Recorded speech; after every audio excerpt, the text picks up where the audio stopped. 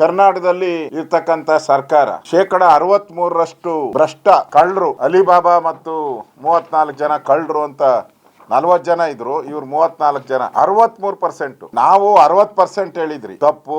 BJP ಹೇಳಿರೋದು ತಪ್ಪು. 60 ಅಲ್ಲ 63% ಎಕ್ಸ್ಟ್ರಾ ಅಂತ ಹೇಳಿದ್ದಾರೆ. ಅದು ನ್ಯಾಯಾಧೀಶರು, ಲೋಕಾಯುಕ್ತರು, ಈ ಸರ್ಕಾರನೇ ನೇಮಕ ಮಾಡಿದ್ದು. ಅದು ಅಲ್ಲಿ ವೇದಿಕೆ ಮೇಲೆ ಕೂತಿದ್ದವ್ರು ಯಾರು? ಎಲ್ಲ ನ್ಯಾಯಾಧೀಶ. ವೇದಿಕೆ ಮೇಲೆ ಕೂತಿದ್ದವರು ಎಲ್ಲರೂ ಕೂಡ ಸುಪ್ರೀಂ ಕೋರ್ಟ್, ಹೈಕೋರ್ಟಿನ ಜಡ್ಜ್ಗಳು ಕೂತಿದ್ರು. ಅಂತ ಸಭೆಯಲ್ಲಿ ಅವರು 63% ಭ್ರಷ್ಟಾಚಾರ. ನೀವು ಯಾವ ಇಲಾಖೆಗೆ ಹೋದ್ರು 63%, ಎಲ್ಲೋದ್ರು 63%. ಕಮಿಷನ್ ಕೊಡದೆ ಇಲ್ಲೇನು ನಡೆಯಲ್ಲ. ಕರ್ನಾಟಕ 5ನೇ ಸ್ಥಾನದಲ್ಲಿದೆ ಭ್ರಷ್ಟಾಚಾರದಲ್ಲಿ, 5ನೇ ಸ್ಥಾನ. ನಮ್ಮ ಮೇಲೆ 40% ಅಂತ SIT ಮಾಡಿದ್ರಲ್ಲ ನೀವು, ಕದೀಮ್ರು, ಕಳ್ಳರು ನೀವು. 40% ಅಂತ SIT ಮಾಡಿದ್ರಿ.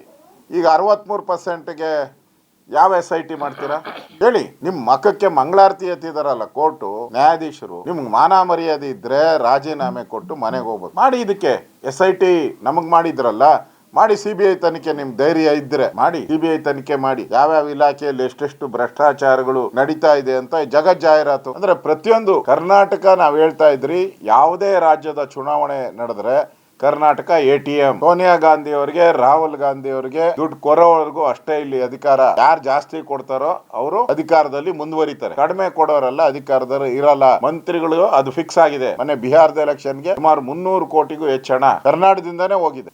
ಯಾವ ಅಧಿಕಾರಿನ ಕೇಳಿ ದುಡ್ಡು ಕೊಡ್ದಿರಾ ಬರ್ದಿರೋ ಅಧಿಕಾರಿ ಕರ್ನಾಟಕದಲ್ಲಿ ಯಾರು ಇರಕ್ ಸಾಧ್ಯನೇ ಇಲ್ಲ. ಅದೇ ಬುದ್ಧ ಹೇಳಿದ್ನಲ್ಲ ಗಾದೆ, ಹಾವಿಲ್ಲದ ಮನೆಯಲ್ಲಿ ಸಾಸಿವೆ ತತ್ತ ಅಂತ. ಹಂಗೆ ದುಡ್ಡು ಕೊಡದೆ ಯಾರಾದ್ರೂ ಪೋಸ್ಟ್ ಟ್ರಾನ್ಸ್ಫರ್ ಆಗಿರೋದು ಯಾವ್ದಾದ್ರು ಒಂದು ತಗೊಂಬನ್ನಿ ಅಂತ ನಾನು ಕೇಳ್ತಾ ಇದ್ದೀನಿ. ಎಲ್ಲಾ ಕಡೆ ದುಡ್ಡು, P1 ಇಂದ ಹಿಡಿದು ಸೆಕ್ರೆಟರಿ ವರೆಗೂ ದುಡ್ಡು. ಅದರಿಂದ ಈಗ 63% ಕಮಿಷನ್ ಆಗ್ತಾ ಇದೆ. ಇದು ಈಗ ಸರ್ಟಿಫಿಕೇಟ್ ಆಗೋಯ್ತಲ್ಲ, ದಾಖಲೆ ಕೇಳ್ಬೇಕಾಯ್ತು. ಇನ್ನು ಈ ಕಾಂಗ್ರೆಸ್ ಸರ್ಕಾರಕ್ಕೆ 63% ಇದು ಫಿಕ್ಸ್.